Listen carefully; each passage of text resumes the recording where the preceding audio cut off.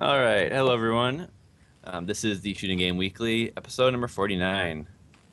Getting close to 50. Yeah, and that's going to be awesome. Woo! And this week, we're covering Crimzon Clover, developed by Yatsubane. This is vertically scrolling doujin bullet hell, developed by Yatsubane, released at the 79th Comiket. And this game has been requested definitely more than a few times, and have a crew of expert commentators to talk about this game because I frankly don't know anything about it myself. So Softdrink is going to be joining, as well as Icarus and SFKhoa. So yeah, welcome. Hello, hello. Hey guys. How's it going? And Frenetic is joining as well, hosting, and Soda is streaming. Hey, it's F-Man here.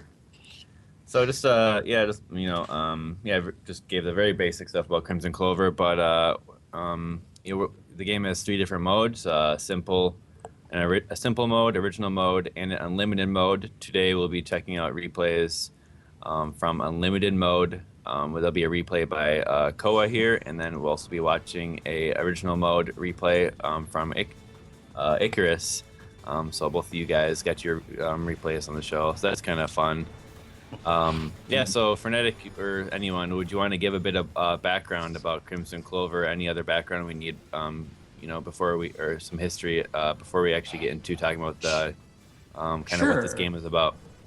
I'd love to, Aquas. Rancor put out a translated interview, which we'll provide on the YouTube link once this episode gets uploaded. But this is Yotsubane's first game. He subsequently is working on a second game, which is called Garu Killer. The game took Crimzon Clover took 5 years to complete for him. He started in college. He was a computer programmer in college, and while he was taking the classes in college, he learned a lot of theory. But this game was kind of like putting that theory into practice. Basically, he wanted to create the ultimate shooting game. More background on this.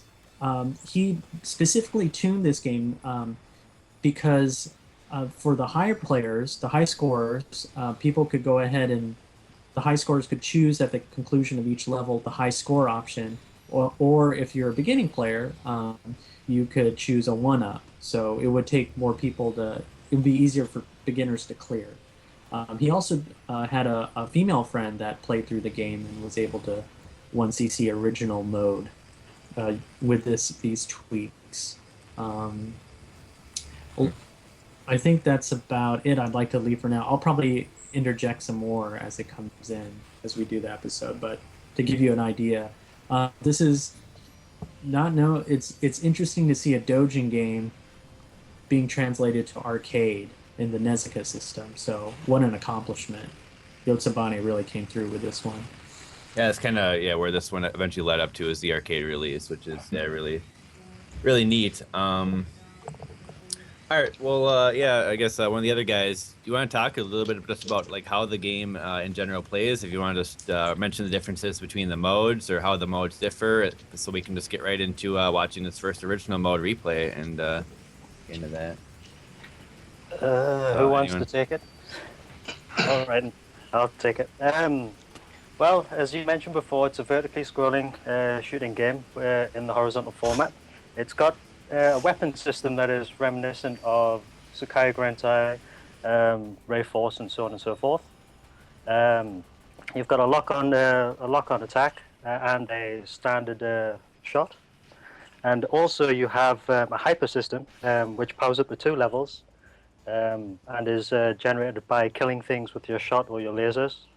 The scoring system comes in 2 parts, which has a lock-on multiplier, like Sakai Grantai and Ray Force, where if you lock on the large groups of enemies, you get a much higher multiplier and a timer that counts down until that multiplier disappears. You also have break rate, which is a overall multiplier, which is gained by killing things with your shot or your lasers, and that basically covers everything. Interestingly enough, with your hyper system, when you use the first one, your break rate is doubled, and then when you use your second hyper, your break rate is doubled again. So technically you have up to 4 times your current break rate by using both your hypers.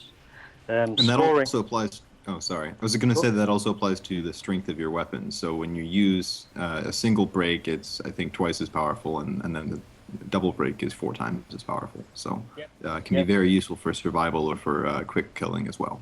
Yep, that's correct, yeah. You also have a bomb that is tied to the first half of your hyper bar. Whenever you fill up the 50% of your first hyper, you get to bomb, and that basically kills everything on screen, but also reduces your break rate down by a certain amount. I think it's about 20% or something like that. So bombing can help you stay alive, but it is also detrimental to your score as well. You can bomb while you're on your first hyper as well, by filling your second hyper bar to 50%. But as soon as you activate your second hyper, you can't bomb at all because your hyper bars have been used up. So there is a bit of balance there as well. So this is sounding like another kind of resource management type of shmup. It is, yeah. It probably is similar to the cave shooting games, which use hypers like the Dodonpachi series. That's probably the closest analog I can give them. Gotcha. Where you've got like a hyper bar, you build it up, you use it in certain spots to boost your score, and then it disappears after a certain amount of time, and you have to build it up again. Cool. So like, yeah, there's a lot of kind of things going on, but I think we'll really truly understand once we kind of can commentate as the replay goes on, the flow of the gameplay, because yeah, there's kind of a lot going on, but when you kind of, it's good that you kind of lay it out all out there. So then once we watch this replay, we can definitely get a feel for it, but cool. Yeah. I mean, that's the scoring system in BASIC. There are a couple of quirks to it.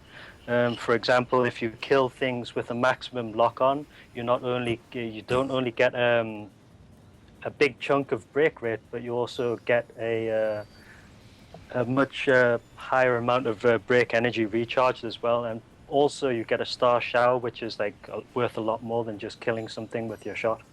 So the idea really is to push your break rate as high as possible, and then use maximum lock-ons to generate high multipliers and star showers for big points.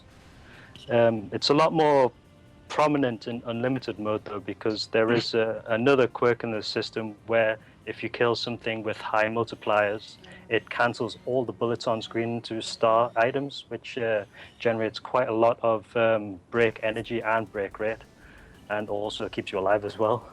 Yeah, just to double clarify, so yeah, you've been talking about about the original mode for the most part so far. Yeah. And so there's a simple mode. Works somewhat differently. Yeah, I mentioned simple.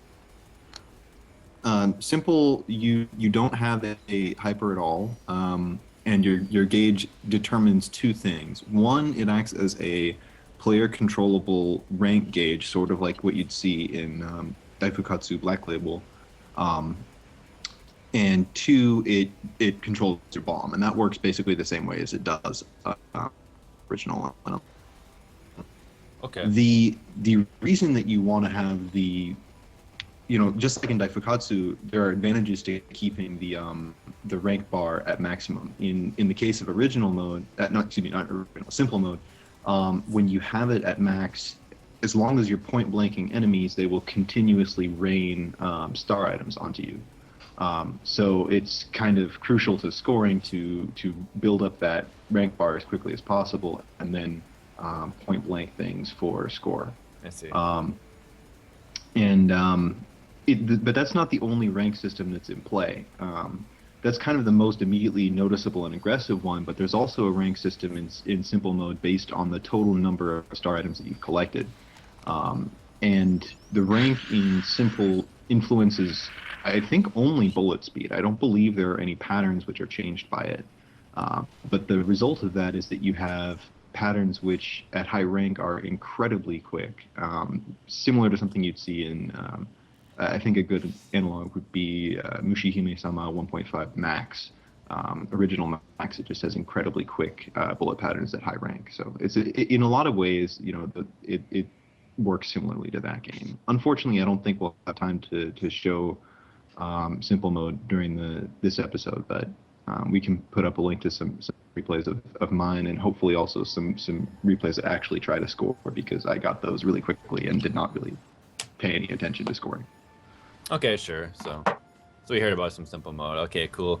Well, I suppose, yeah, we kind of learned about a lot of the kind of basic stuff so far. So, yeah, it looks like when they use the hyper, there's some type of invincibility as well. Like, what about some other kind of quirks like that?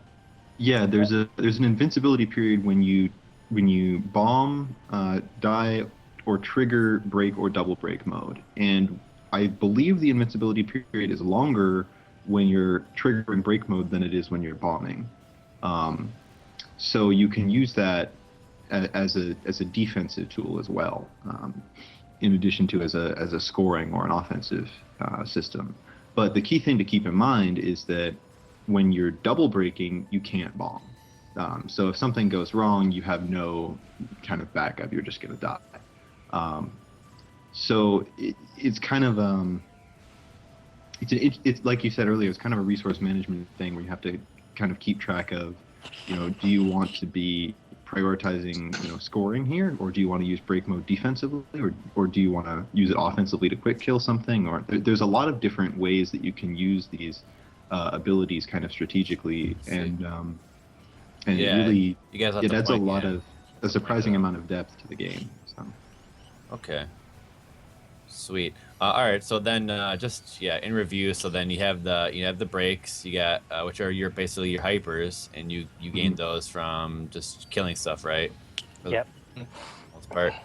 And then you got your lock-on lasers, which fill up, in the bottom of the screen there. You got your regular shot, and then bombs as well. And so those are pretty much the main things. All right, so we can probably be ready to watch the replay in full now. We could. It might be worth mentioning the Nessica release in a little bit more detail, because it looks like Kagar just posted up a nice summary here. So let me look at this. So basically, the game was ported to the Nessica system not very long ago. I think just under a year. I can't even remember, but not too long ago. And during that conversion, they changed a few things. The graphics have overall been improved. There's some background details added, and the star items and special effects are significantly more flashy. Bullet colors have been adjusted to be more visible. There's more enemies. The overall difficulty has been altered to be a little bit higher. And there's also some new patterns and things that have been, tweaked to match that slightly raised difficulty. Apparently, the multiplier for locking onto enemies has been doubled, which I did not know. The maximum is now 12.8, whereas in the normal version it's only 6.4. There is a new Stage 5 music, and there's a new ship type, which has a focused shot and homing options. Then there's an entirely new gameplay mode that's been added to the Nessica release, simple mode replaced with boost mode, which is similar to simple mode in some senses, but you can activate break in this. And basically, the break mode lasts for an incredibly long time. It basically, as long as you don't get hit or bomb, it will keep going, and so you could theoretically last the entire game on one break. But the longer you're in it, the more rank will build up, and suicide bullets have been added in this mode as well. So once you get to a certain rank level, they'll start, firing at you, and so it's a direct trade-off between this kind of aggressive scoring and survival that is just kind of a refinement of the simple mode that was already present in the game. So that's there cool, are but when are we gonna get a chance to play the Nessica version? Though? Yeah, exactly. Well, if you do get a chance, a lot of the super players were saying that it feels like their brain fluid is coming out while they're playing it. So hopefully we get to have a little bit our brain fluid coming out. All right. Well, yeah. So yeah, that sounds cool. Why don't we get to the original mode replay then now? Just one more to interject. While you're watching this was made by one person, Yotsubane. Took him 5 Right. years. Programmed in C++. He says I it think it with took 7, not 5. Yeah. Oh. Okay. Yeah. I think he did help with the music, but yeah, I'm pretty sure he did everything else. Yeah. So here's his. I just want to reiterate his words of advice to any shmup developers out there. The best advice he gives to someone wanting to develop a shooting game is to reach the end of the project. Even if you don't like the game anymore or it isn't fun anymore, you have to finish. There are not enough shooting games coming out, and I would like to see more of them. So, It's good All right. advice. Thank you for that advice. Okay, all right. Okay, we ready for original mode now? Yeah, Can I- buddy. Crimson and Clover, over and over. All right, get Okay, your videos. I had to get that out. Get your videos to 0. Get your What phonetics. was the what was the original marketing thing for this game? 0% moe, 120% explosions. Yep. That's wonderful. Yeah, All right. this game's such a sweet. All right, well, let's get into the replay because we got 2 40-minute replays here. So. All right, let's do it. I was just like, guys, shut up. Let's go. All right. So, let you guys just commentate this game flow and give us a feel of how this Crimzon Clover blooms. Fuck. All right, 3, 2, 1, click. This is the replay screen. Shut up. Oh boy. Well, where to begin? Yeah, if you're good at first, just try to talk about the game flow. Yeah, well, the basic game flow is just to try and build up to the first level of hyper, first level of break, should I say, and then use it in a specific place. Because obviously, with most hyper games, your hypers will last a certain length of time, so you Right. want to try and use it in a spot which will give you the highest point gain. Okay. Here I use it to abuse the invincibility mechanic, so I can get on top of that big star-shaped enemy Right. for maximum lock-ons. And here I'm holding on to double break until the second one turns up, so I can do it again. So when you're in break, do you get more lock-ons? Is that what Yes. you're implying there? Outside of break mode, your maximum multiplier only goes up to 4.8, but when you hit first break mode, your maximum multiplier can go up to 5.6, and double break mode gives you 6.4. One other thing that we didn't mention was that I think with your multipliers, the higher the multiplier, the faster your break rate and break energy generates. It's not a significant amount, but it is enough to change some of your strategies within the game. So basically what you want to do is you want to get as high a multiplier as you can and then carry that as far as you can, both for scoring and for break generation. Okay, and what about the multiplier? How is that initiated? Is that the 6.4 I'm seeing here, or the X7000? Okay, That's 6.4. based on the number of lock-ons that you have, and I think you actually, I don't think you have to actually kill every enemy that you lock onto, but you have to kill at least one, and the others have to be still like alive or on the screen when it hits. Is that right? Yeah, that's correct. Yeah, you only need to kill one, but you need to have all of your lock-ons locked onto various things for it to count. Okay, and that brings it to a So if you do it right, then you get an X.5 or 6, something like that. Yeah, pretty Yeah. much. And then so you get the high multiplier, and then you'd hyper to keep the multiplier. Is Yep. that what you're saying too? Okay, awesome. Awesome. And they'll also I'm getting it'll it also extend the high limit. So when you're breaking, you can go up to a higher base multiplier than you can when Yeah. you're not. Yeah. But the first Another- boss here. Oh, go on. Okay. I was going to say with the first boss here, I'm weakening the 2 side cannons, so I can get them both in a 6.4 multiplier break in a few seconds. Here we go. Oh, cool. And then kill the boss while it's almost done. There we go. So what about the double break? What's going on with that? Is that just how do you do it? You just hit the break button again while breaking if your break gauge is at max. Oh, you if just need you're to get it if up you're again. Oh, okay. yeah, you just need to get it up again, and you Yeah. can actually get it up twice before entering break mode at all. So the gauge has kind of two bars. There's one on the top and one on bottom. And when you're not braking, the top one will fill first, and then the bottom one will fill. And once they're both completely full, then you can double brake immediately. Oh, okay, cool. Yeah. Another fun thing to note, I was going to mention this earlier, is that the game is kind of intelligent about how it handles the transition from brake mode to double brake mode. It won't just reset your remaining time count on the left there to 100%. It'll actually just add 100% to whatever value you're currently at. So if you there's really no penalty for activating double brake mode quickly in that sense. It's not like there's a time delay or anything that is cut off. So you're saying you should wait? No, I'm saying that you can wait if you need to, or you can not wait. There's no penalty for doing it right away, which is nice. Yeah, it's pretty much situational when you want to brake and double brake. Most of the time in my replay I'll use single brake mode up until a point before I need to use double brake. Like here I kept single brake up until these enemies came, and then I used double brake to abuse the invincibility so I can get on top of the whole group to maximum lock kill them.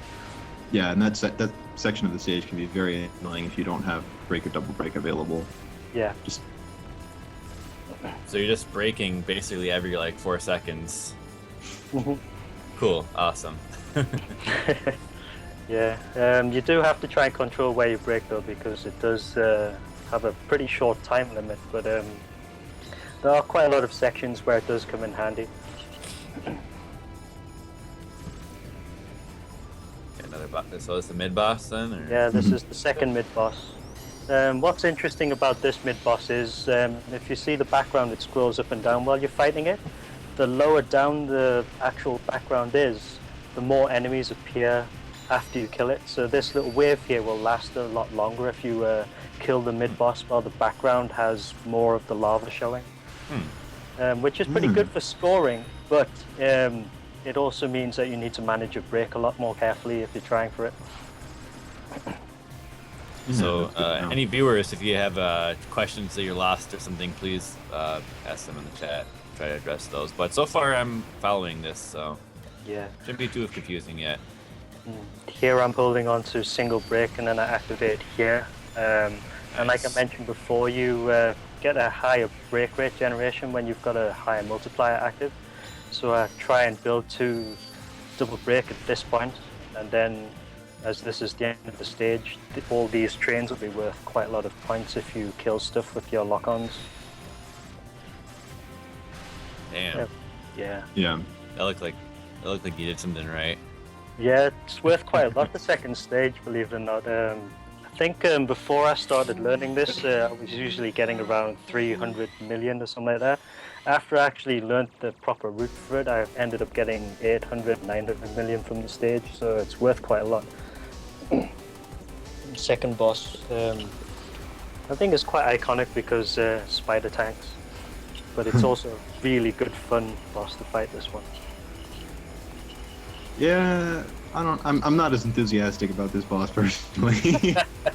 Yeah, he can be quite difficult, I think. I think this is my I feel like a lot of people don't like the stage 3 boss. I like for them, like that's the stumbling point, but for me this was like the first boss where like, what the hell, how do I deal with this? Yeah, the stage 3 boss can be quite difficult because of some of the patterns, but I find this one can be quite difficult as well because it does spray quite a lot of bullets around and you really need to know its attack patterns quite well. Yeah. The general it does a lot strategy... to it does a lot to constrain your movement, is what I was going to say. Yeah, he does. The general strategy though is to try and have double brake ready for the last form so you can kill it with maximum lock-on, because you get a prolonged star shower which is worth quite a lot of points. But that only works if you have a full lock on. Yeah, that only works if you've got a full lock-on.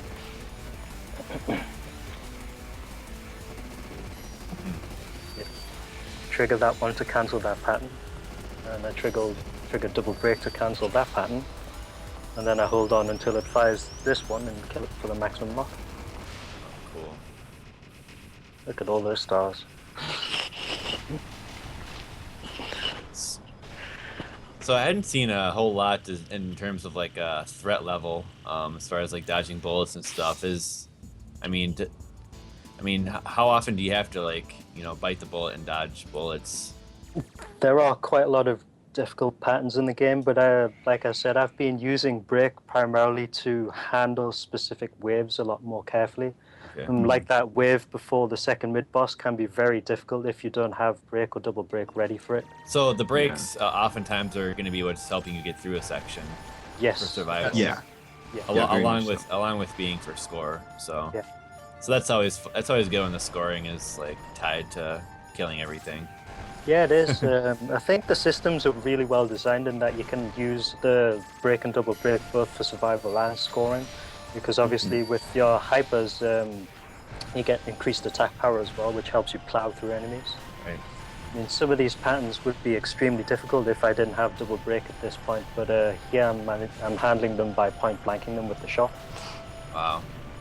Yeah. That looks insane. The 'cause- stage 3 opening is very, very, very intense if you don't have break or double break available by the right point.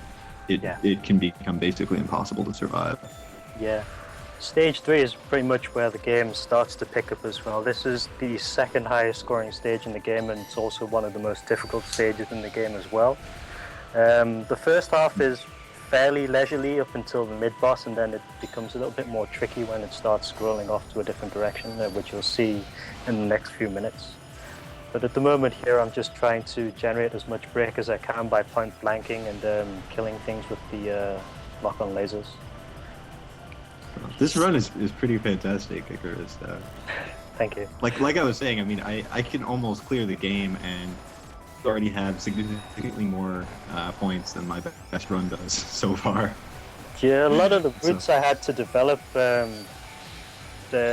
time, they were quite difficult to actually get some of the hyper timings down and learn where the breaks are. But you get a feel for the actual stages and where you can break and where you should be breaking as you go on. Yeah, I bet.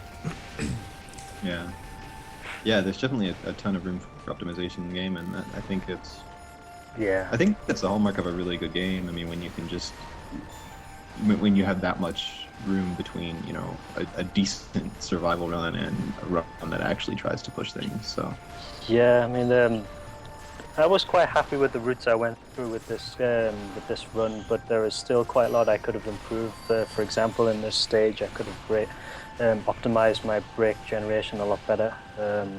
But overall, I think I was quite happy with what I got to with this one.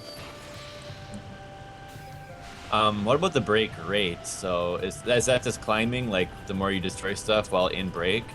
That climbs as you kill things later in shot, but it also climbs faster when you're in break mode. I think I mentioned before that your standard break outside of your hypers is a certain amount, but when you first go into break mode, it doubles that amount. So here I've got 3080. First break, it will double to about 6100, and then when I break again, it will double again to 12,000. So basically, the idea is to try and maximize your double break as much as possible, because that's where you've got your highest multiplier. So the break rate is affecting points? Yes, it's affecting points from everything, basically. Oh, okay, cool. So it's just an overall counter. Yeah. Both multipliers affect everything. So basically, whenever you pick up a star, it's multiplied by 6.4 times, and then by your break rate. Or so whatever, it's all whatever your current multipliers are. straightforward. Yeah. And stuff. Okay, cool. And we just went through a key section there with the snakes. That is the highest scoring part of this stage, because when you full lock the head of the snake, all of the body segments explode into stars, and all of the armor that's attached to those body segments will also explode into stars. So if you've got a really good break rate there, they're worth in excess of 200 million, 300 million each. I only managed to pick up about two or three of those snakes, but there's about 6 or 7 of them in that section. And in this particular stage, I actually finished with about 12. I took 1,200 from the stage, but the actual maximum you can take from it is over 2,000, 200 million. Sorry.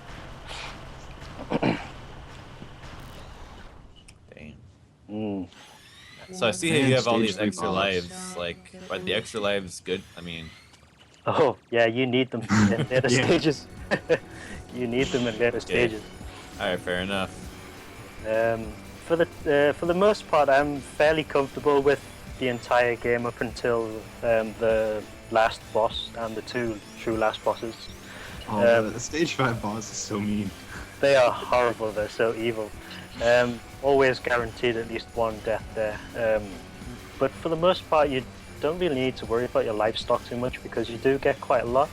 And at the end of each stage, you get the option of picking up an extend or break energy. Right. Yep. Since I play for score this mode, I tend to take break energy rather than the extender. Okay, yeah. I guess Renatica did mention that earlier. Yeah. It's a pretty important thing, but it's nice for beginners to actually have the option of, picking up an extra life just in case they need something else. Yeah, it says something about the game when it can give you, 14 or 15 extends and still be pretty hard to clear. Yeah, So. that's true, yeah. It's definitely required and limited because unlimited is brutal, which you'll probably see later.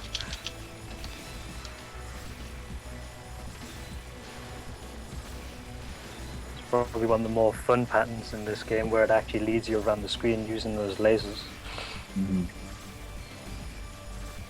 Such a fun bastard. Yeah, this pattern becomes quite aggravating if you kill all of the arms before the body though, because then it shoots out tons and tons and tons of the rings of the blue bullets, and it's just a mess. I found that out last night for the first time. It was not. Yeah. It didn't end too well.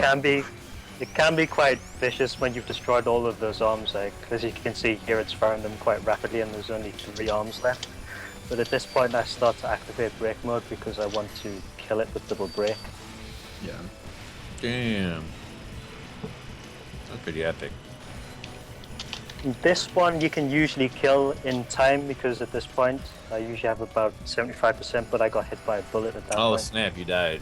Yeah, I think I lost about 150 million in end of stage bonus, but yeah. 150 million out of how many now? Well, you get a no miss bonus of 150 million for the stage, and I've just lost that. Well, how many millions do you have now? Because I know the scoring system's gonna. That's 267 million. Oh, okay. All right. Fair. Gotcha. And the to be continued, like, that's a thing relating to when the game was being developed, right? Like, was that like demos and then? I think so. Like each new stage is like another new stage, or am I just making that up? It's just Yotsubane's way of saying let's go to the next zone or something. Yeah. Okay. All right. Fair enough. Whoa, meteors and whatnot. Choco meteors.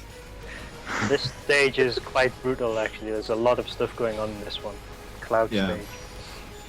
Yeah, well, it should be. It's a cloud stage. Yeah. It's there's some very fun stuff on this stage though. The mid boss thing with the lasers is so much fun. I don't, something about that just makes me really like. Every time I fight it, I'm just really happy.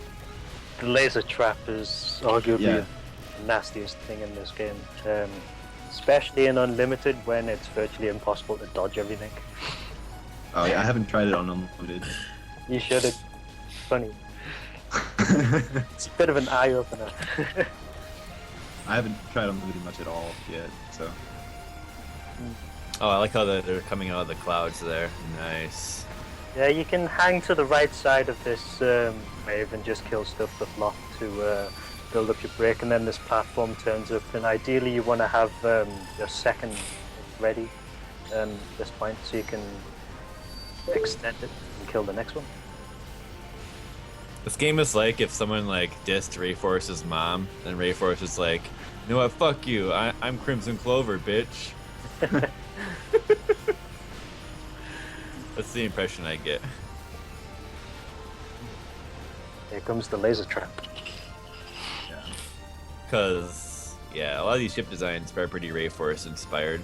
looking. Yeah, Yeah, very it much. is. It is pretty much Rayforce or Tsukai Gorentai or Kamui turned up to 11, pretty much. Yeah. Yeah. I mean, if you imagine those games with a Side Iojo style hyper, this is what it is. Yeah. Right. And it's cool. It seems to work pretty well. So It's really good. I mean, like I said, the systems blend together really well, and the stages are really well designed. So I think Yotsubane did a really good job of developing this. yeah. Yeah, it definitely does not feel like your average, doujin game. It feels like a really, really, really well polished game. Yeah, it does. I mean, I think it probably raised the bar for doujin games because a lot of the doujins that came out before Crimzon Clover they were okay. They weren't really that much to look at visually, and some of the music was okay. But as soon as this come out, I think you've seen stuff like Asterbreed come out, which really, really takes the concept to new heights. Mm. I haven't played that. I should give it a go. Well, it's like a 7-year development, though. I mean, Yeah, it's gonna be hard for these other developers to match that. yeah. It took a long time on it, but I think the time spent really gave it some polish. I think so. I mean, I remember when I played the demo the first time, and I thought, this is okay. I mean, the demo didn't have break mode, and it played fairly slow paced, and it was more like simple in a way, the simple mode. I thought, that's not too bad. Didn't really give a second thought until the game fully came out, and I tried, and I thought, this is, really, really good. And that's when I started to play it more regularly. Gotcha. It's definitely recommended, I think. Oh, why are you sitting in the corner there? That's a safe spot. I took that Ah. from Pink Sweets, believe it or not. What? Yeah, there's Oh. in Yeah. Okay. in a Pink Sweets replay by AZI, and stage 6 he does something similar, and I sit in that corner because basically everything tries to pile into you, but you've got your options clustered around you, which basically stops things from flying into you. It's a pretty good safe spot, actually. Oh, now I should try that on Unlimited next time. It works for Unlimited as well, but it's slightly more difficult, obviously, because you've got bullets coming at you at that Oh, point. right. Yeah. But it does work. It does work.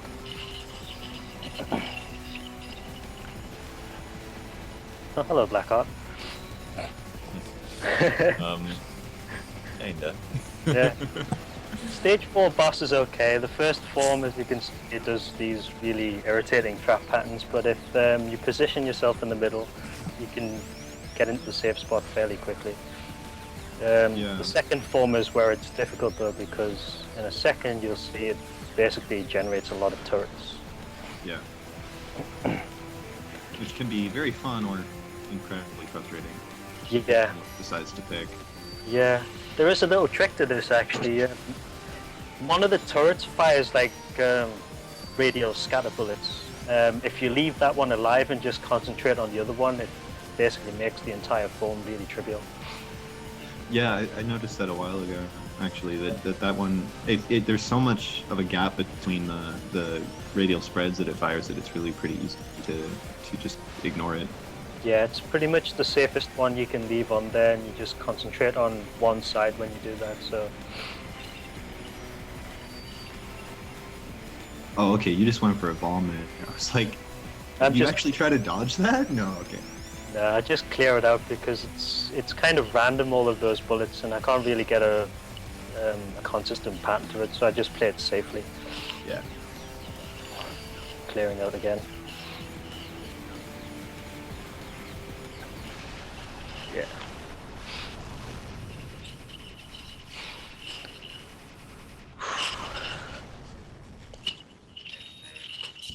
At this point I'm doing okay for score. It's 322 million, so I'm quite happy at the moment. I think the most I could probably get out of my first 4 stages is around 350 million at a push. Are you sure these are millions? Because they look like billions to me. It's actually 300, oh, billions, sorry. Oh no, I don't really care. I'm just like, wait, Yeah, it's wait a billions. minute. Okay. All right. Fair enough. Stage 5 is where you really need to focus though, because this is the highest scoring stage in the game. Yeah, it's also really easy to just die everywhere. It's the longest stage in the game, so yeah, there's quite a lot going on and you need to be on point throughout the whole thing.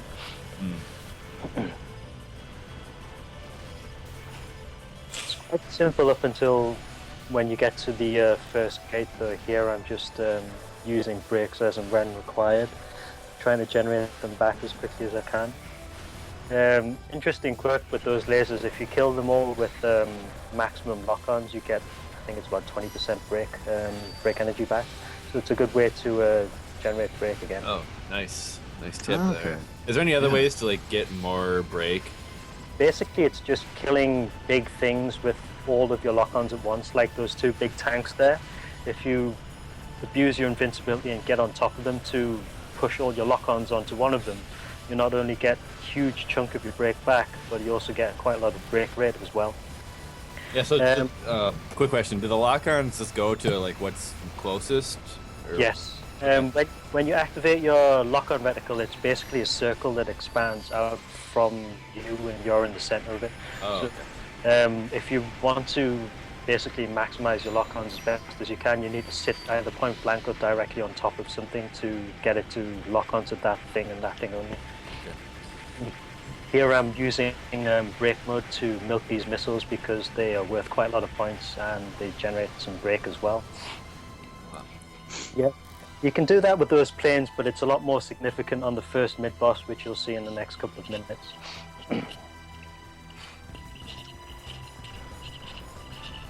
Incoming tank rush. It can also be useful at times to basically point blank with your homing lasers and just rapid fire them as quickly as possible. It's not as good for scoring purposes, but it can be used to kill something more rapidly, and especially with the stage 5 boss, I found that it's a more effective way of dealing with some of his patterns. Yeah, rapid firing lasers does help in dealing extra damage. I use it quite a lot in most of the run actually, just to kill things a little bit quicker.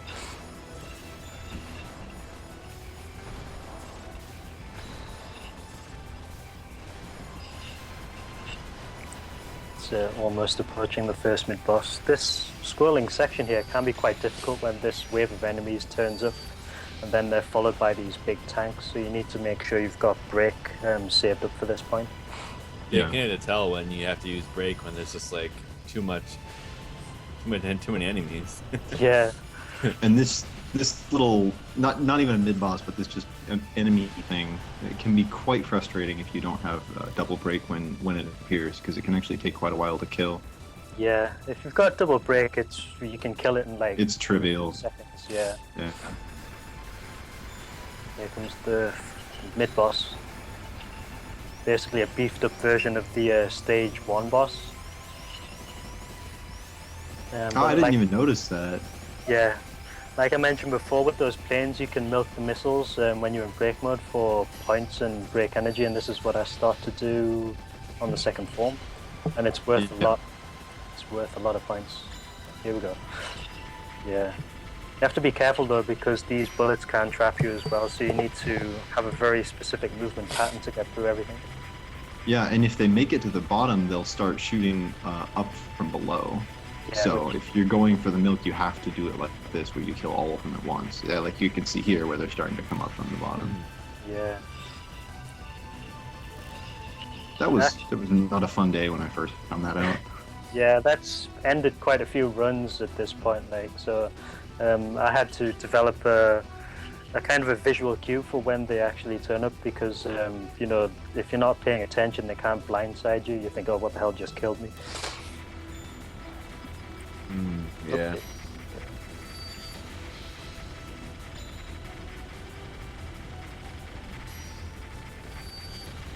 Oh, I didn't notice till now, but the invincibility is like that blue orb. Yeah. Yeah. Yeah, that's one of the differences with the 1.01 patch. He actually put graphics in to show you when the ship was invincible. So helpful. Yeah, which is nice. There's also past, some it- hilarious bugs that have been patched. Yeah. There's if you ever look up like broken Crimzon Clover on YouTube, there's some amazing videos. There's among others, there was a glitch where you could actually fight multiple copies of the last boss at the same time, or spawn any number of other bosses or bosses during that fight. So there's actually like a YouTube video of a guy who basically turned invincibility on and intentionally screwed it with it as much as he possibly could and managed to fight the final boss twice and also the stage 2 boss. So yeah. Yeah, that was quite funny. It's I remember seeing that video, and it would be funny if they can actually do that in 1.01, just like as a boss attack mode or something like that, because that would be hilarious.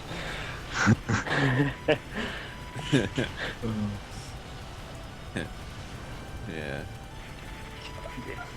Just multiple bosses, Yeah, I like that idea. I mean, in Diojo Black Label, you fight 2 versions of the Bachi, well, 2 copies of the Bachi.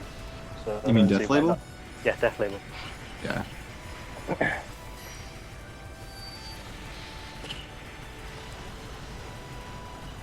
Key scoring section here. If you come up to here with about 18,000 break rate, everything here is worth a lot of points, because there are basically 3 copies of the stage 3 boss here, and if you kill them with like maximum lock-ons, they're worth some number of billions to your score. Yeah. Damn. That's ridiculous. Yeah, and you can basically kill all 3 of them with double break if you time your first one correctly and regenerate the second one as quickly as you can. That was lucky there though.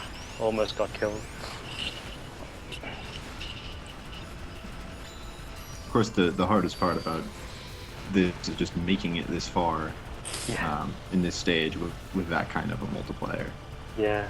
So it's very, very easy to mess up earlier on in this level. Almost there.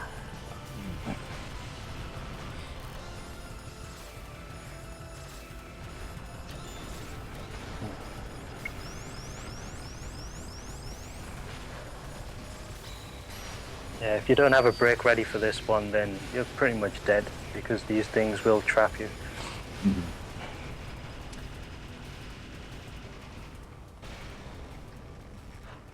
Here comes the first of the last bosses. Oh man. It's not the most fun one though, I think, but it's interesting, this one. The bouncing, that is what is killing me right now. The bouncing ball, yeah. I'm sure that there's a really a safe way to deal with it. I just haven't quite discovered what it is yet. Yeah, that always gets me at least once. I think Koa might have a better way of doing it, but I've always been killed by it at least once. Ooh. Yeah, I got No, trapped I always die from it as well. there. Yeah. So yeah, it kills even the best of us. All right, well, I feel a little bit better now. But I kind of take a different approach to it. It's just, for me, it's every man for himself, and I just kind of risk going through the bullets. But I know I'm going to die one way or another. Yeah. I've tried to find a decent pattern for it, but I think it's pretty much damage dependent when it starts going into its angry mode. And when it gets angry, that's when it usually ends up killing you, because it bounces a lot quicker than it usually does. And it can trap you in the corners or crush you really quickly. Man, the lighting effects in this game are nuts. Yeah, there's just always a lot going on. Like when that big laser shot, the beam kind of lit off the light off the boss. Oh. Oh. Yeah, it's got some nice graphical touches. This. Yeah, Pretty definitely. impressive. it's probably not streaming particularly well as a result of that. But, Yeah, this has got to be probably the worst game to stream. quite- Out of all video games. It's pretty busy. One nice thing about the game is that in the options you can actually turn down the effects. Oh yeah. yeah. So you can turn down the star opacity and make them transparent, and reduce the amount of visual effects. But when I was recording this, I turned everything up to 11. Oh. Yeah. So you I mean, can I tell don't think there's really any game that's worse to encode than this. it's pretty busy. I mean, I can't really think of anything. No, not even the cave ultra difficulties are as busy as this when it comes to visual effects. And now the bouncing. I hate this form. Yeah, as you can see, it's bouncing up and down, and it can trap you as well. But once you damage it get it to a certain amount of damage, it will start bouncing really quickly. Funny. And if you try and break mode, that's when it speeds up even more. Man, what a jerk. Yeah, it's a bit of a dick, this boss. Yeah. Yeah, it's just not. Yeah, you see, activate break mode once, and it starts bouncing even quicker. It's Die. like, oh god, die! That's the best. This explosion is trying to shut down Twitch. Surprise! True last boss number 1. So fun story. The first time I ever made it to the stage 5 boss, playing simple mode, I made it through the first few forms, and then it just kind of jumped up there and stopped attacking. And I'm like, oh, okay, this is gonna be no problem. And I it was my last life. I'm like, oh yeah, this is just gonna go down. Whatever it throws at me, I can handle this. Then it bounces on me, and I die instantly. And I'm just like, what? Yeah, it's frustrating. This form as well on the true last boss is annoying because it tries and crushes you up against the sides of the screen. Yeah. It's Oh, very oh, tricky wow. pattern to deal with. This one is probably the worst pattern I find. To dodge because these bullets are actually slightly curving, Yeah. and when they start to overlap is when it becomes quite difficult. As you can see, I'm just bomb spamming my way through it. Yeah, they don't look very safe. Then it's not. Yeah, I get killed then. Those are some pretty random bullets. Yeah. But you don't go above that one. Yeah, I made a movement error there. So those 2 deaths were my mistake. Avoidable. And that's the tricky thing about this true last boss as well. After that laser pattern, it appears on the right side of the screen, but it's halfway down, so you can't get up in front of it to attack it. Which does make it spam a little bit easier to avoid. That's kind of the nice part. But Yeah, I think he smushed you there. yeah, he squashed me up yeah, against. he does that. Wow. Yeah. You're not kidding. These lives are coming in handy. Yeah. Yay! Oh wait. Surprise! True last boss number 2. This one, however, is considerably easier than the other one. This is all its attack pattern. It just fires these radial spreads with occasional lasers, so basically you just have to last it out. Looks like puking up a watermelon here. On simple mode, this one is pretty ridiculous because it just shoots out these really, really fast radial spreads. Yeah. Hmm. Interesting note, we were mentioning Nessica, the arcade version. They changed True Last Boss 1 and 2 to make them harder. Nice. There's some new patterns. I've seen the video for the TLB 1 and 2 and it looks quite nasty, some of the patterns. Yeah, on all 3 modes, they actually look a lot more fun as well. Yeah, the Nessica version looks really good fun. Hopefully they'll cross-port that back to PC at some point. They also added a pretty nice touch to like the anti-bomb, the whole anti-bomb kind of thing. Yeah, Like, where the gauge actually expands. Well, not even that, but like if you try to shoot your lasers, it actually shoots lasers back at you. Oh Okay, yeah. am I back? Oh, yep. I guess. Oh, okay. I dropped out for a minute there. Sorry. No worries. Well, other people were talking, so no worries. Okay. And that's that done. Yeah, good run. Thank Oh, you. yeah. Yeah. Awesome. Yeah, I think there's still a bit more I could pull out of that though, because the current known world record is 1.2 trillion, and my personal best is 800 billion. So I'm about 2/3 of the way there. So there's still quite a lot more to go. Wow, great run, Icarus. Yeah, thank you. And I must reiterate that it's great having the player commenting on their own replay. It's really a treat. So thank you guys for coming on. Yeah, no problem. All right, well, yeah, we can get right to unlimited mode now. Of course, that was original mode, and we got an unlimited mode run from Koa here with Type 1. Oh, so you guys want to mention just the differences between original and unlimited again, and then we can get right into the replay, I suppose. The biggest difference between original and unlimited is that when you kill something with your lock-ons, if it's a maximum lock-on, it cancels all of the bullets on screen. Oh, wow. That Okay. not only gives you a lot of point items, but the amount of bullets you cancel also converts into break energy as well, and break rate.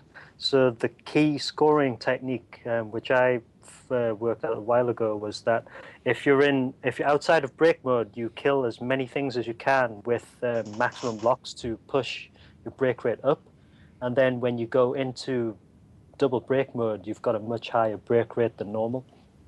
That's the biggest difference between original and unlimited, aside from the bullet count, of course. Yeah. So even more breaking than before. Even more breaking.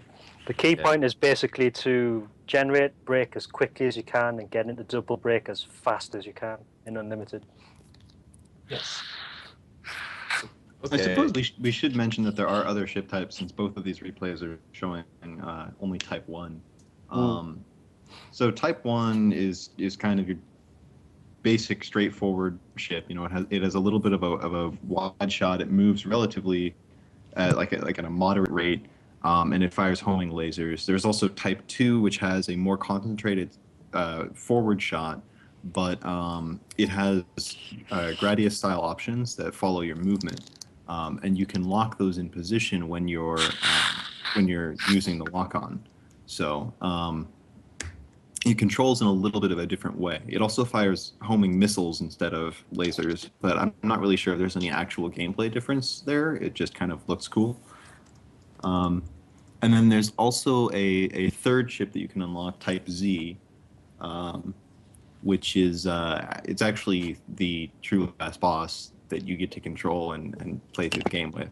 And it is, I haven't unlocked it myself, but I've watched a few replays, and basically it has a very, very widespread, and it's hilariously overpowered in simple and original modes, but is basically what the game is balanced around in unlimited mode. So. Okay. All right. Well, let's just get right into the replay then, and All right. yeah, we'll see how it goes. I guess. All right.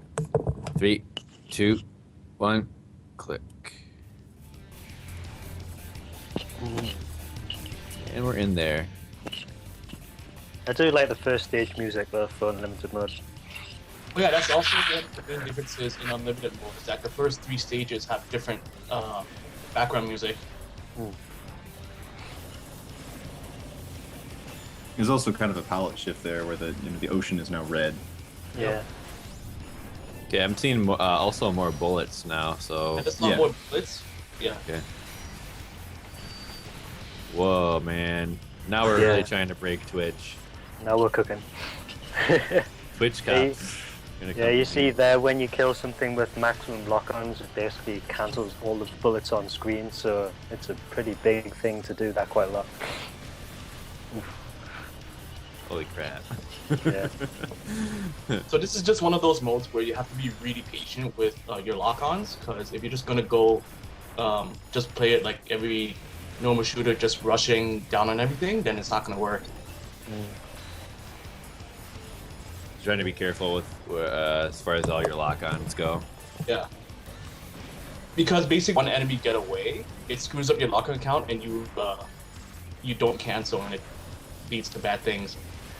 Yeah, I suppose you have to be consistent, huh? Yeah.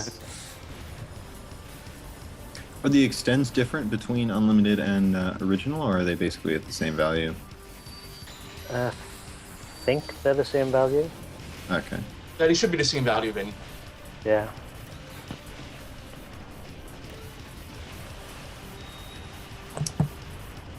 Geez, so does this mode end up being like harder, or easier? It depends on how hard you're pushing it for score. If you're Okay, playing yeah. it safely, if you're playing it safely by using your brakes in difficult sections, then it's not really too bad. But yeah, And plus, you can abuse the lock-on bullet cancelling mechanic. But if you're really, really pushing for score, that's when it becomes difficult because you'll be in double brake mode for pretty much most of the game. And that's when you can't bomb. Yeah, and the rank increase in unlimited is actually a lot worse. Mm. okay, we didn't really mention rank, but there is. Okay. Well, actually, it's on. Yeah, the rank increases whenever you go to break, and then whenever you go to double break. Gotcha. But only during those times then? Yes. Okay. It's like hyper rank basically in the Dota and Apache games, where once you activate the bullet count and bullet speeds up. Yeah. As I mentioned earlier, simple mode does have a proper rank system, but original and unlimited only really applies during the breaks.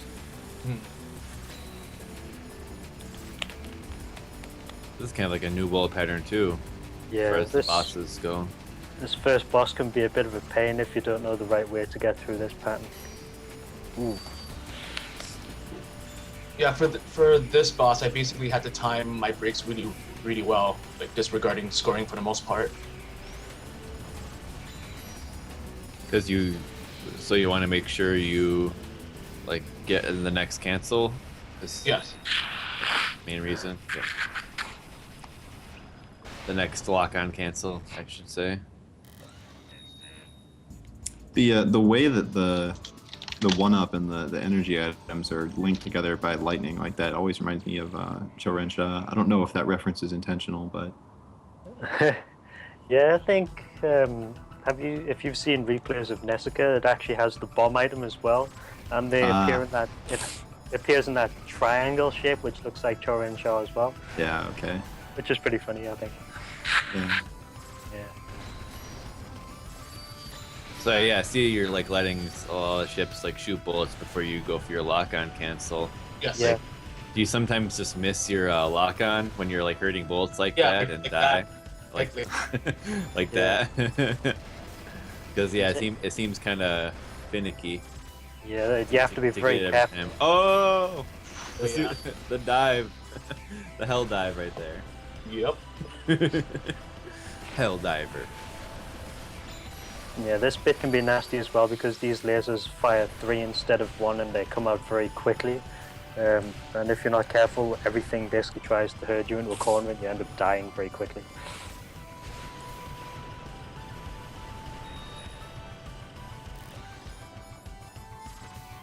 Yeah, this mode's pretty nuts. Yeah, this is one of the Very best fun. modes. Really good fun. This you just see when he does a big lock-on cancel, he gets a huge chunk of break energy back. Oh, okay, yeah. Oh my goodness. Yeah, This lots is of too much. slides. There's a funny safe spot for this mid-boss as well, down in the bottom left corner, for the first form. Actually, didn't know that.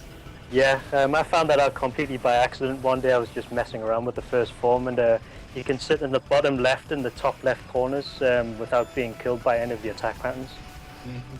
Interestingly enough, the bottom left safe spot is also viable in stage 4, at a section before the first set of flying platforms. Oh, right. Yeah. I don't know why it works, but it seems to work quite consistently, so I tend to abuse it quite a lot.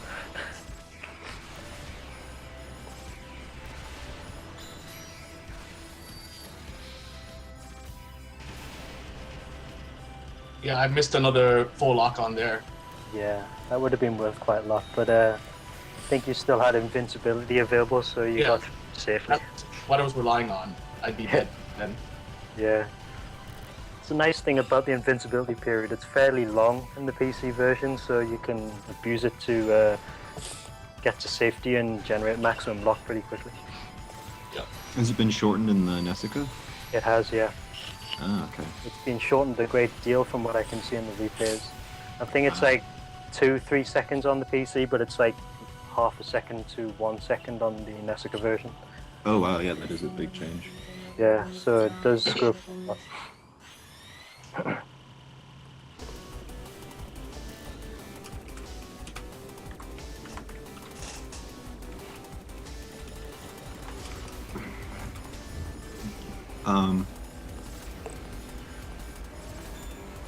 I hate this boss.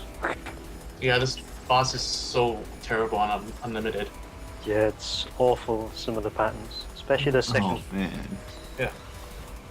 On the second form, when it tries to punch you, it not only releases a lot of bullets, but lasers appear from the part of the screen where it punches. You'll see in a second. Wow, this is brutal. Yeah. If you don't have brakes saved up at this point, then yeah, guaranteed deaths incoming. Oh, Lexa is asking. He says he thinks that you can get both the extend and the point item by being at the very top of the screen when they fly out. I don't think that works. I don't think that works. No, because I've sat on top of the boss when it throws the item out, and all it gives you is energy. Yeah, that was my understanding of it as well. Maybe before they patched it, but I don't know. No, I don't think it worked in 1.0 or 1.01.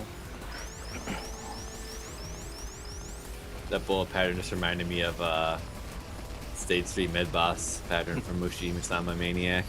The lasers in this part is especially the worst, especially if you position yourself Oh my goodness. in a way that it'll hit you for sure. Oof. Yeah, that looked kind of rough. It's well handled though. Yeah, you did. Yeah, it was nice dodging. Trying to get you with those French fries.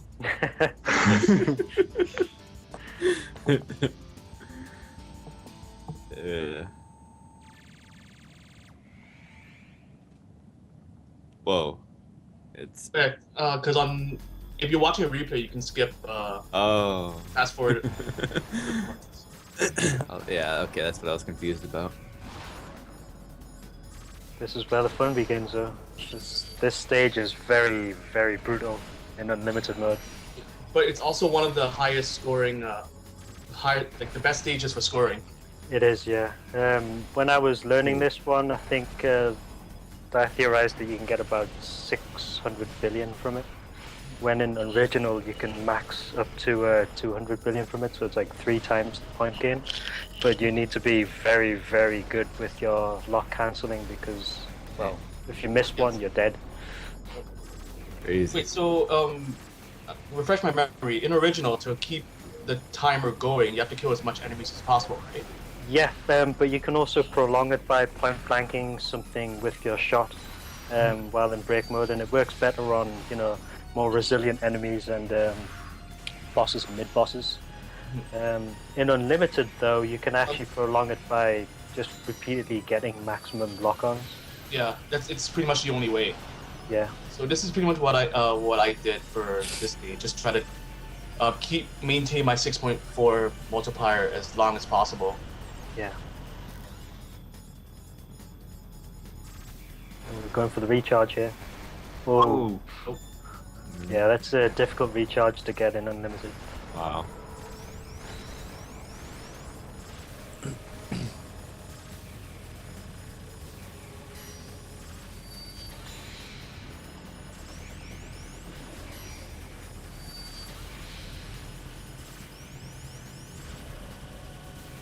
I like how nobody likes fighting this boss. Like that. Yeah, it's Icarus, you double break to kill it in original, and Koa does the same thing here in Unlimited. Yeah, it's no fun. trying to dodge the pattern properly it's insanely hard. So I just try to break. just to finish it off fast. Yeah. Yeah, it's also required for scoring if you kill it quickly because you get more of these enemies following afterwards. Yeah. Yeah, I suppose that's true. Yeah, you can see this bit is getting quite nasty as well if you miss your lock-ons. Eek. Man, so much optimization. That's crazy. Yeah. It's just non-stop, you know? That's crazy. Let's go. Look how fast that break gauge charged up. Yeah. Oh. Wow, yeah. Yeah, if you time your double break before to end just when that pack comes in, it will basically give you the invincibility period when they show up. And what I do is I dive straight into the pack to get maximum lock-ons as quickly as possible. Use the invincibility period as much as you can at that point. Yep. Man, this game's pretty entertaining to spectate. It is pretty good fun to play as well. It's very aggressive of original. Yeah, Unlimited it's a mode, really sorry. awesome game. Yeah. Yeah. Yeah. And like I mentioned in the original mode replay, this is the highest scoring section in this stage because these snakes, if you get maximum lock-on kills on the head, the entire body explodes into a star of showers. A shower of stars, sorry. But not just the worms, pretty much everything in the stage. Mm.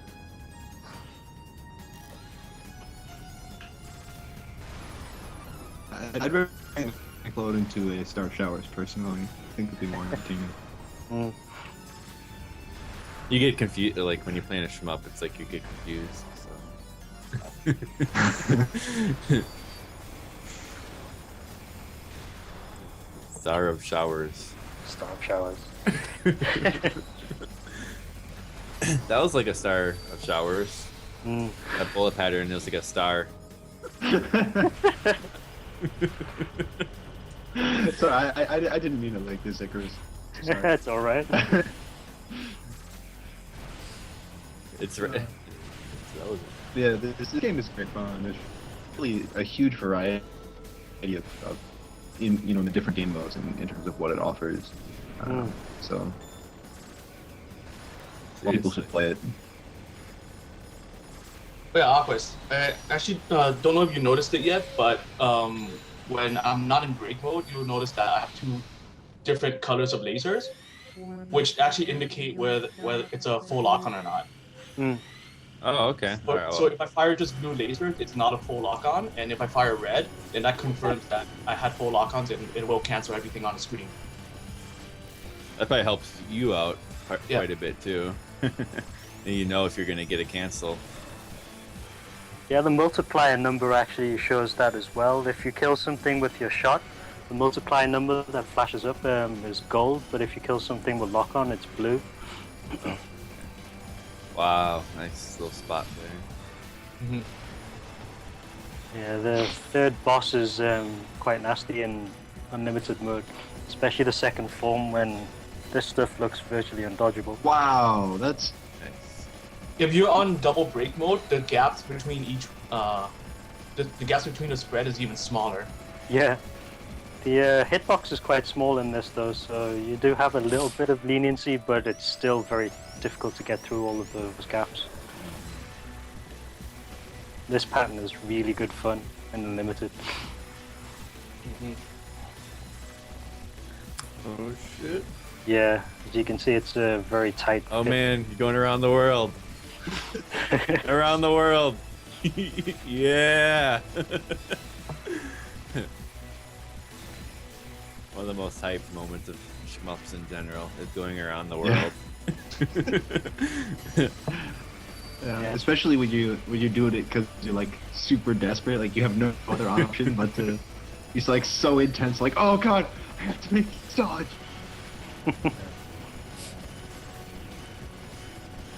Gotta keep it alive. Nice dodges. Yeah. Thanks.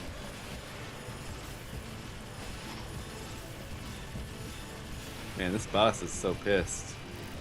Yeah, it gets even worse in a second. Yeah, I've hated this pattern the most.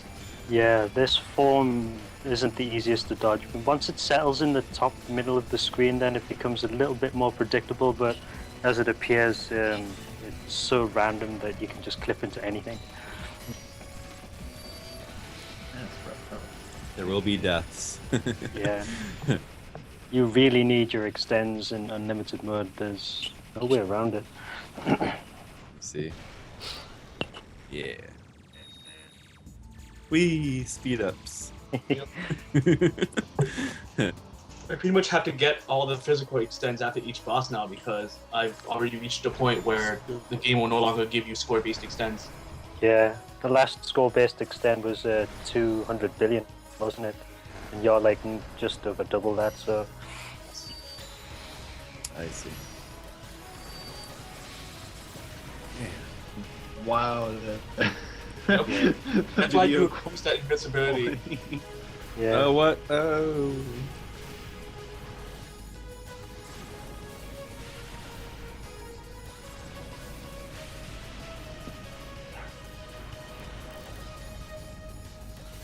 Yeah, this wave was mentioned to you before. If you sit in the bottom left corner as a safe spot, because all of those patterns are aimed, and there's just enough of a gap where you can sit above them. Really? Oh wow. Yeah. Yeah.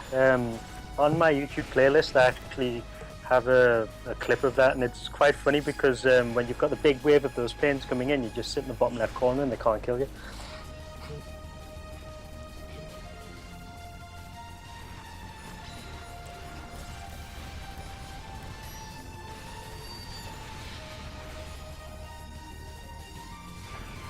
It's actually safer to deal with this wave from the left side of the screen than the right.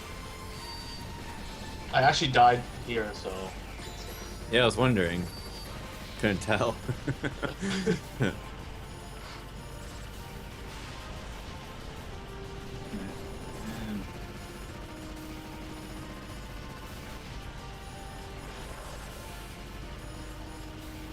I keep forgetting that the invincibility does end during a break unless you get a full cancel. It's like that's when you have to deal with those crazy break patterns.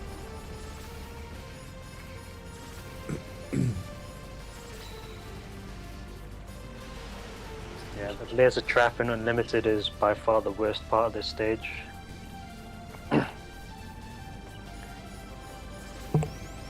Yeah, these guys. well, I personally thought that the battleship segment after this was the worst one. Yeah, it depends on how you handle it, really. What I try to do is I keep my double break for the battleship, and it makes the battleship easier. But obviously, it makes this bit a lot harder. I haven't really found it. So that's where the mistake happened, where I should have saved my break for the next section.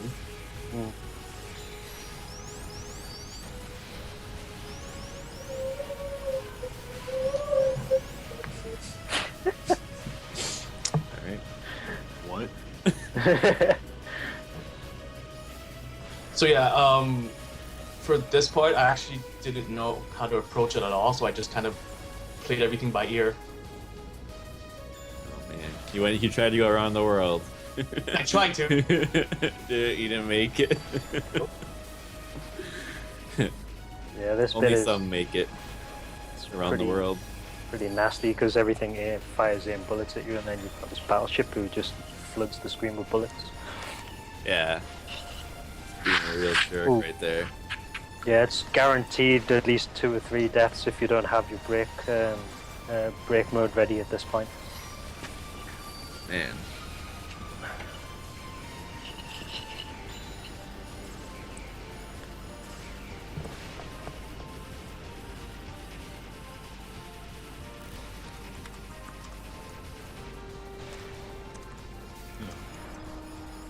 Hey, can I get a timestamp? Yeah. My video went out of sync here. Yeah, it's 20, 55, 56, 57, 58, 21. Okay, thank you.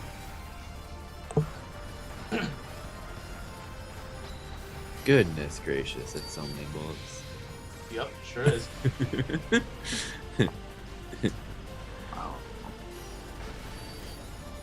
Yeah, so this part I just kind of gave up and started bombing everything. Nice.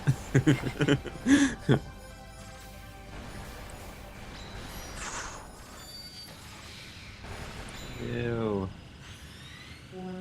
Oh, made it. Yep.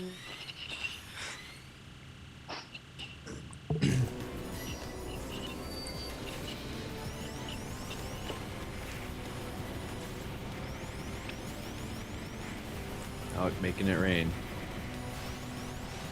Sure.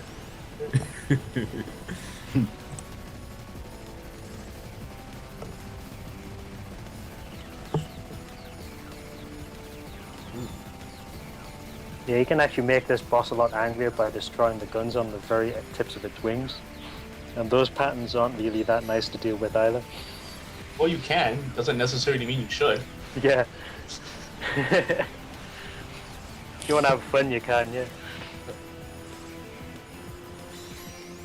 So yeah, because this is unlimited mode and it basically revolves around cancel, you can spend a good amount of time just trying to milk off the side weapons. Yeah. Mm. You're not getting very good luck with these turrets, though, by the look of it. Yep. Yeah, the rhythm seemed off. Mhm.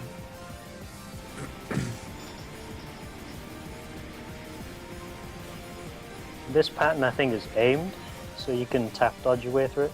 Yeah, but it has to be really, really small taps, otherwise.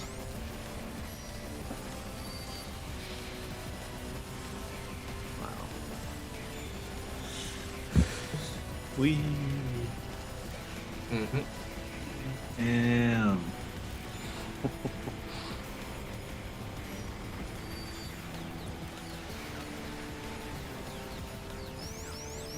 Ooh, Yeah, that was a really close one. yeah, good bomb.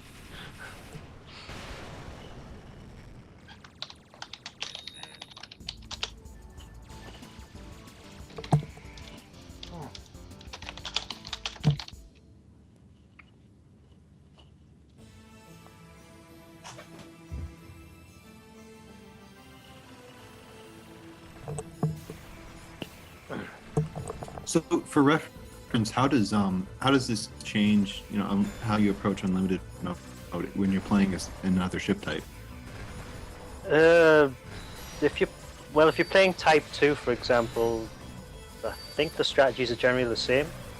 Type 2 has a little extra feature where if you cluster your options on top of an enemy, you actually get much higher break rate generation.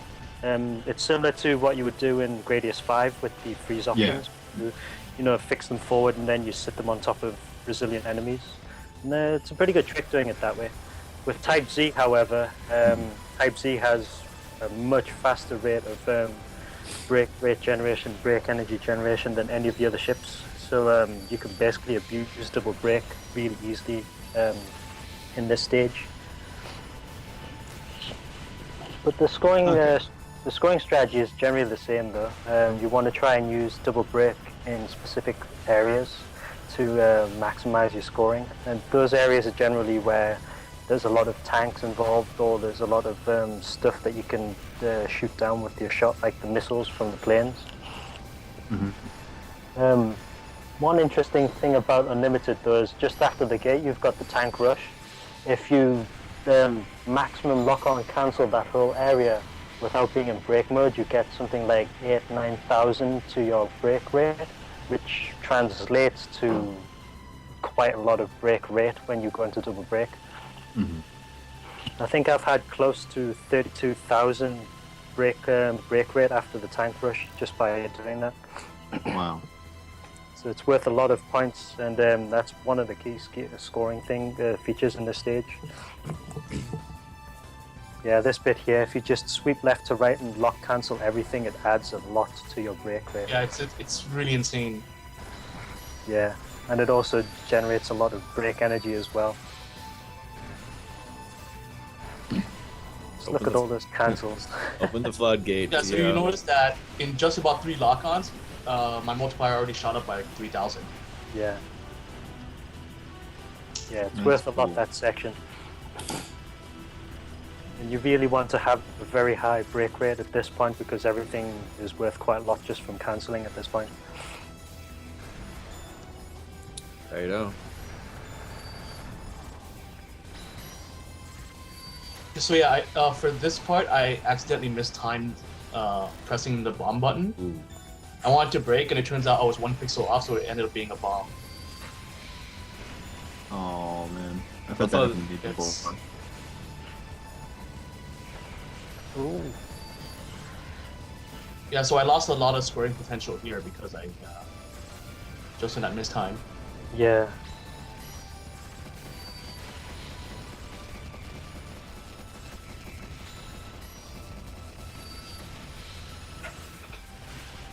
I think you recovered quite well though.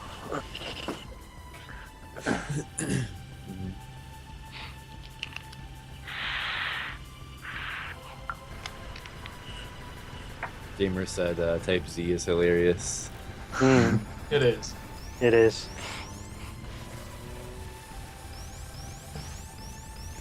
Does everything just die, or? Yeah, Well- everything just dies. And Yeah. not only that, but if you point blank, you can get a full break meter in about a couple seconds. Jesus. Yeah, Type Z has a much faster break rate and break energy generation than the other two ships, and it's also 2 or 3 times as powerful even outside of break mode, so it tears through everything in the game.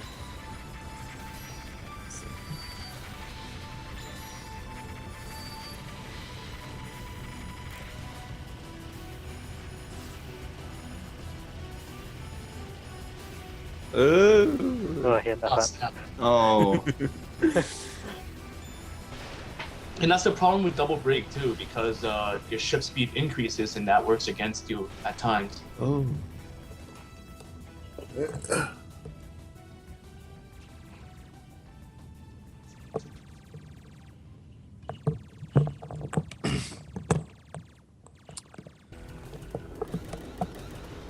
Sweet.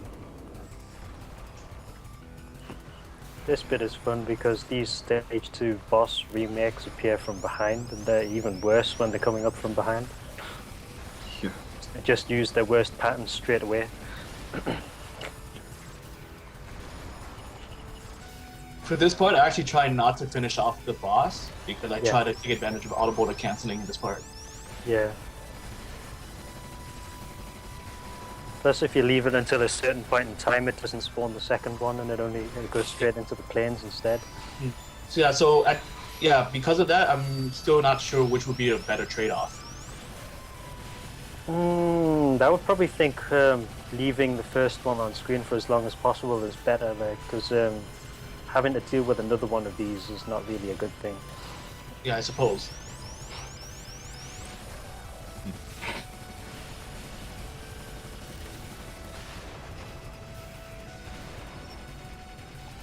I always like that about the last stage of this game, how you kind of fight the bosses from previous stages again, but they're just like normal enemies now. I don't know, there's something about it felt really climactic to me. It's like, oh, you know, you're at the last stage, you're such a badass now that you're just like destroying these things that you struggled with earlier on. Yep. No problem. Classic game design. Yeah.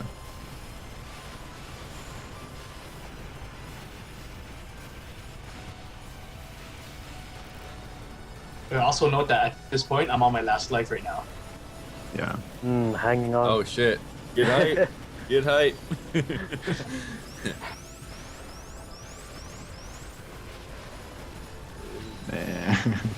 Yeah, this bit can be tricky to deal with. Good timing for double break. Yep. You get so much score from it as well. Well, this was given if I didn't die all the other times before it. Having a 20,000 break rate at that point is still worth quite a lot, though. But yeah, totally. I like that there's so much going on in this section of the game that you can bomb and actually profit from it. Like you can gain more energy from bombing. Obviously, it's not wise to do that if you're going for a score, but I just find that funny.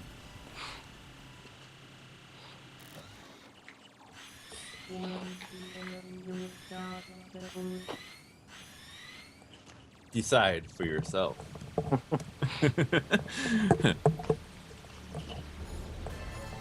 Yeah, these things fire lasers now instead of bullets. Oh shit. Oh man, That's you know, just not fair. you know those man. You play the last stage of Caladrius, kind of reminds me of those guys too. First time you get to this bit in Unlimited, and you think, oh, these things will fire bullets. It's not too bad, and then they just shoot you with these lasers. Yeah, it's quite bad. Oh, man, you had some good luck against them. That's good. Did you do you expect to die against them or? Yeah, it's Yeah. not because of the direction they're firing, but how they sweep the lasers as well, because you know the drones are still moving as they fire the lasers.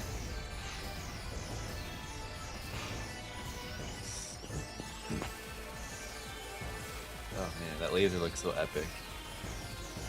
Yep.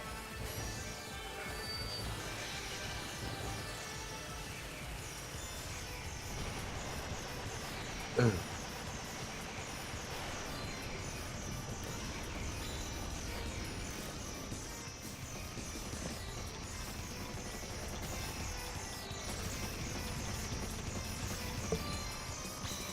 I never did like the second form of this boss.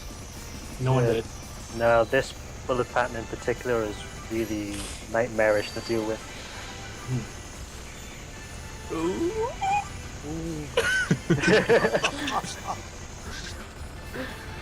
Oh. Oh my goodness. Oh.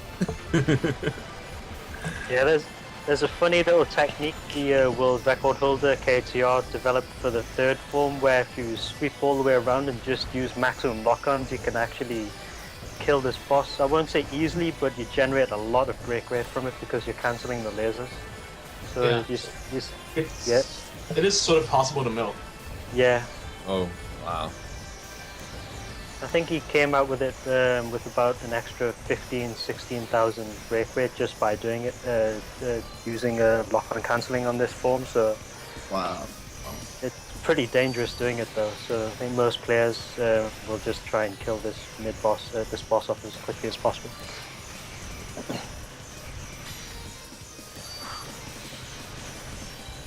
Right. Bring in the high risk and reward at the end of the game. Nice. Yeah. always a classic for getting very frustrated. Oh my goodness. That's awesome. Let's make the bouncing pattern a lot worse by spraying bullets everywhere. It's a pretty unique pattern.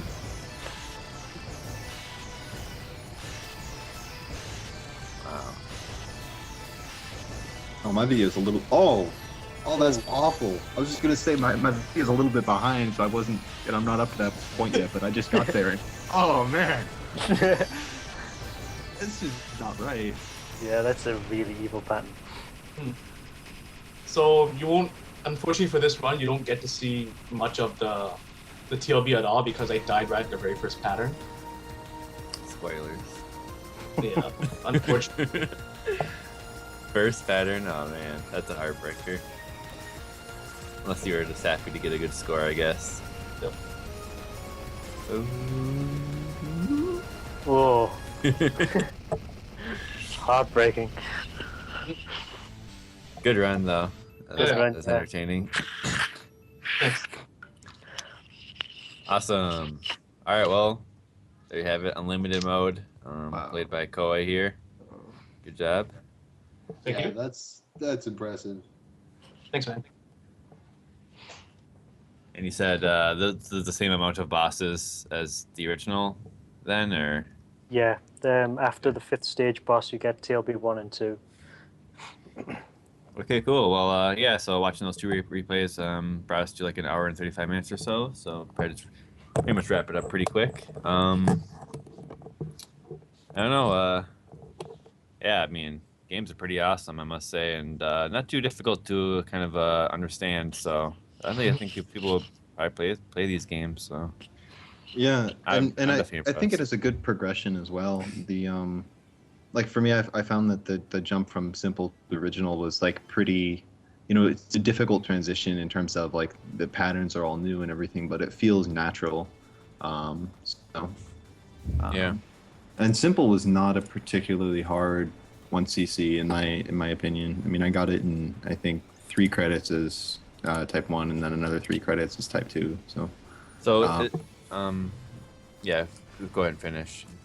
I just think that it's a great game for kind of all levels. I think that it's really approachable and from a variety of different angles, and as we've clearly seen here, there's a lot of optimization. So it's really an excellent game. Cool. Yeah, I'd say there's plenty of content in there for everyone. So definitely, if anyone's been on the fence or has been interested in trying it out, go and pick it up because this game is just phenomenal. It's really good fun to play and it'll last you a long time. Yeah. I mean, what's the best way to pick up this game? I wonder. You could. I mean, Rancor has a couple copies left, but I think he literally only has like 3, and the game is now out of print from what I know of. So those literally might be like the last 3 copies of the game that are available at all. Other than that, there may or may not be ways to obtain it online. I can't speak to that because I own a legitimate copy, but I get the feeling that it's probably there if you look hard enough. Wait, sorry, to say it again on the website. No, I mean quasi legally. Oh yeah. Oh yeah, of course. But yeah, when it's a situation like this, it's like what can you do to just play the game? So. Yeah. So yeah, Crimzon Clover. I'm sure a lot of people will be pleased because this was often requested. Actually, for quite some time. I think pretty much near the beginning of the show, this was requested. So really awesome that you guys came on and talked about it. Checked out those 2 modes, and that's really all I got. So we can wrap it up then. Yeah, no problem. Okay. Then thanks everyone. Go ahead. I was just gonna say, yeah. Thanks for having us on. It was fun. Yeah, Oh, yeah, thank you. Totally. Thanks, man. Indeed. All right, cool. Yep. So thanks everyone else for coming by, checking it out, and try out some Crimzon Clover. There probably is like a free demo, right? Yeah, there's a There's demo a trial available. version. Okay. Yeah. I guess I'll try to get a link to that. I guess for the YouTube description. I guess that's the least I could do. As far as being able to play it, try out the demo. But all right, that'll do it. So yeah, next week will be episode number 50. Hopefully, it'll be something special and awesome and cool. And yeah, thanks everyone, and see you around. All right. Whoosh.